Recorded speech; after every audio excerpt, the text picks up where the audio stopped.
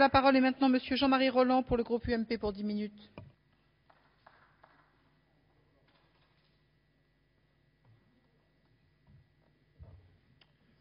Madame la Présidente, Madame la Ministre, Monsieur le Président, mes chers collègues, nous sommes réunis pour dresser un premier bilan de l'application de la loi HPST qui a occupé en 2009 notre Assemblée pendant plus de 100 heures de débat et dont j'ai eu l'honneur d'être le rapporteur.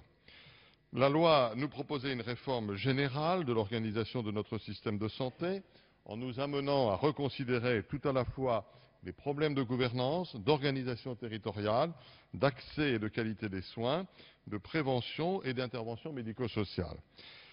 Cette loi partait d'un constat.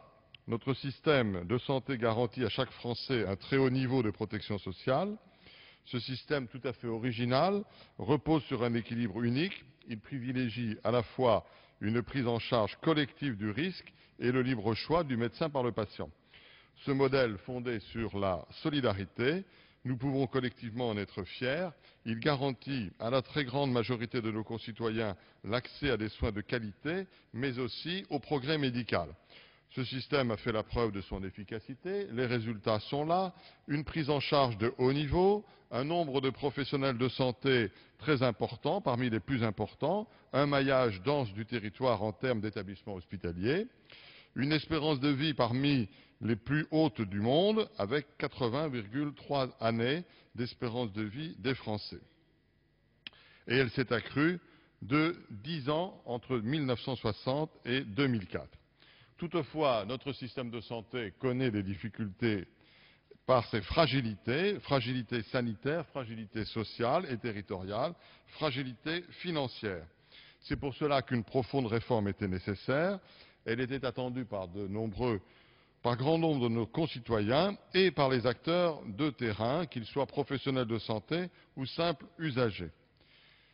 La loi HPST a apporté des réponses fortes à ces inquiétudes et, conformément à l'article 145-7 de notre règlement, j'ai présenté avec notre collègue Christian Paul un rapport devant la Commission des affaires sociales mardi dernier pour dresser le bilan de HPST.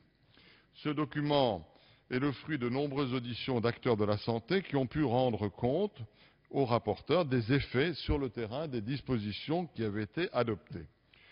Ce rapport n'est pas uniquement un bilan qualitatif de la loi, ce serait en effet largement prématuré. Les ARS ne se sont effectivement installés que depuis quelques mois.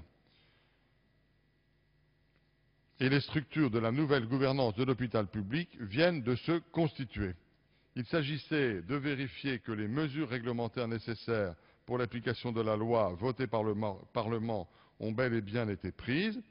Je vous rappelle que ce projet de loi a comporté, lors de son dépôt sur le bureau de notre Assemblée, 33 articles et que la loi promulguée en compte 135 et que pas moins de 2140 amendements ont été déposés sur ce texte en commission et que notre Assemblée en a adopté plus d'un quart, 523 provenant de tous les bancs de l'hémicycle.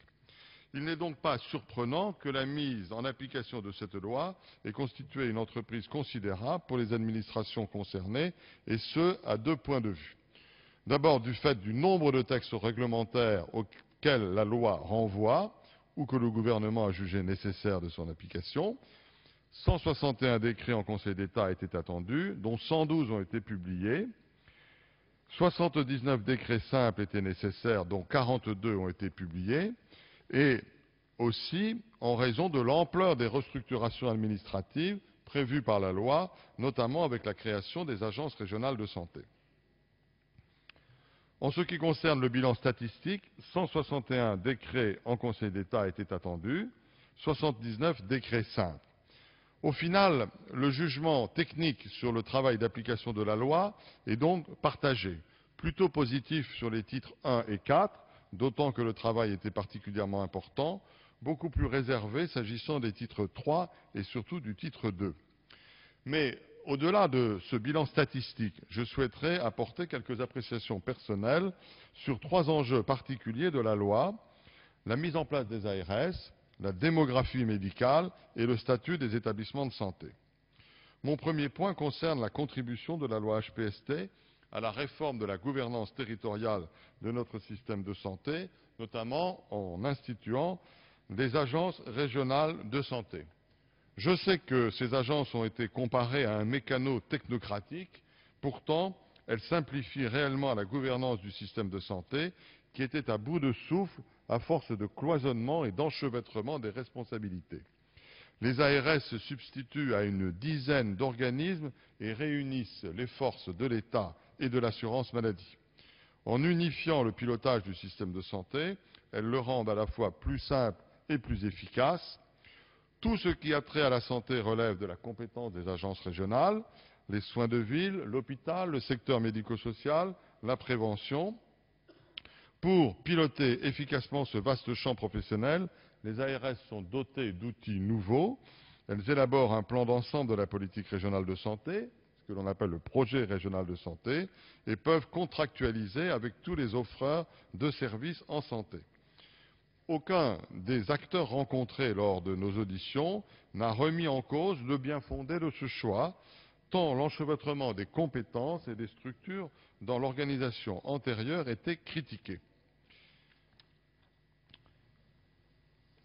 L'article 118 a prévu, à l'article L. 1432-1 du Code de la santé publique, que les ARS mettent en place des délégations dans les départements.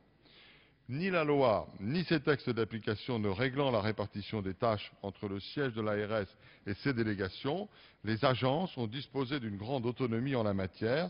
Ainsi, l'organisation retenue varie d'une région à l'autre. S'il est trop tôt pour procéder à une évaluation de ces différents choix d'organisation, il faut souligner qu'en tout état de cause, le schéma retenu doit permettre un équilibre dans la répartition des attributions entre les directeurs généraux des ARS et leurs délégués territoriaux. Mon deuxième point concerne la question lancinante de la démographie médicale. Ce sujet est devenu crucial. C'est en effet aujourd'hui que nous payons le prix d'une gestion mal avisée du numerus clausus dans les années 1980 et 1990. Mais il ne s'agit pas seulement d'un problème d'effectifs. Les attentes des médecins ont changé.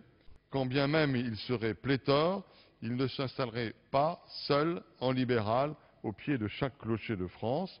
Ils ne travailleront pas 75 heures par semaine, plus les gardes. Faut-il le regretter? Non. Je crois qu'il faut tenir compte de leurs attentes et leur offrir des conditions d'exercice attractives et répondant aux besoins de la population. C'est ce que fait le texte qui refonde notre politique d'aménagement de l'offre de soins. Il instaure à cette fin un schéma régional d'organisation des soins ambulatoires, les SROS, qui ne sera pas opposable, mais concentrera les aides et les subventions sur les projets prioritaires. De même, il propose d'aménager l'offre de soins distinguant entre soins de premier recours et soins spécialisés de second recours, ce qui correspond mieux au parcours des patients que les cloisonnements actuels entre ville et hôpital, généralistes et spécialistes. Il reconnaît aussi la spécificité des généralistes de premier recours, ce qui paraît nécessaire si l'on juge que 40% des diplômés de médecine générale exercent un autre métier. Par ailleurs, on sait que les médecins sont d'autant plus enclins à exercer dans une région qu'ils y ont été formés. Déjà, la hausse du numerus clausus bénéficie en priorité aux régions où la démographie médicale est la plus faible. Pour aller au bout de cette logique, le texte propose de réorganiser la répartition des postes d'internat suivant la même répartition. Je voudrais souligner l'apport des maisons de santé dans la lutte contre les déserts médicaux, et la loi a élaboré un cadre juridique favorable au développement de nouveaux cadres d'exercice attractifs pour les professionnels de santé, les maisons et les pôles de santé. Depuis plusieurs années, le développement des maisons de santé pluriprofessionnelles est reconnu comme un des principaux éléments de réponse au manque d'attractivité de certains territoires ruraux ou périurbains pour les professionnels de santé, comme au manque d'attractivité de la médecine générale pour les jeunes praticiens.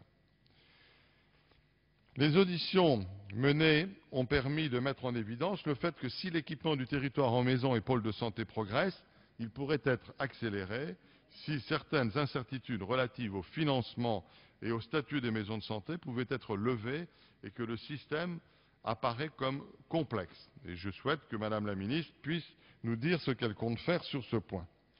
Je terminerai en venant au statut des établissements de santé et à la prise en compte de la spécificité des établissements à but non lucratif. La loi HPST a profondément modifié le statut, la gouvernance et les missions des établissements de santé.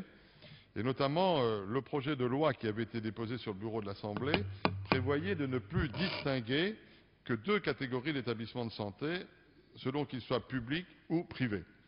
À l'initiative des députés, la loi a rétabli une catégorie légale spécifique pour ces établissements, désormais désignés comme établissements de santé privés d'intérêt collectif, ESPIC. Or, il apparaît, selon les représentants de ces établissements, que la spécificité de la catégorie des ESPIC n'a pas toujours été suffisamment prise en compte, notamment ceux concernant l'organisation financière, l'investissement immobilier des établissements de santé, les possibilités de détachement de praticiens hospitaliers et les groupements de coopération sanitaire. Je souhaiterais, Madame la ministre, que vous nous rassuriez sur ces points. Je vous remercie. Merci, Monsieur Rolland.